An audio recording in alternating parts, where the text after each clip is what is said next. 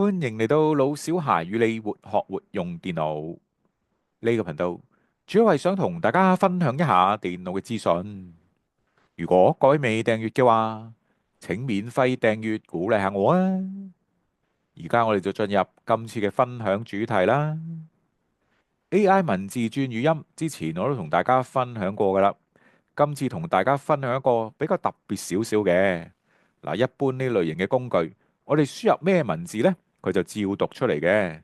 今次分享嘅工具呢，佢可以將書面語轉成廣東話先讀出嚟噶，仲可以 download 成 MP3。嗱，讀出嚟嘅聲音仲好自然添。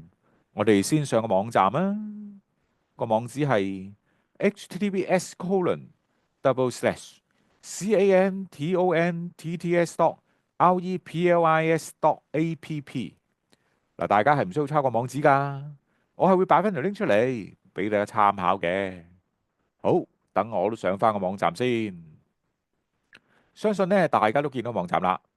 首先呢，喺 mouse 圈住呢個位置就輸入文字啦，跟住呢，就揀翻個聲音，最後呢，就 click Generate Speech，咁就 OK 噶啦。呢個工具係咪好實用呢？希望大家可以試下。今次嘅分享就到呢度啦。有你哋嘅支持同鼓勵，就係我繼續出新片嘅原動力啦。請免費訂閱啦，多謝支持，拜拜。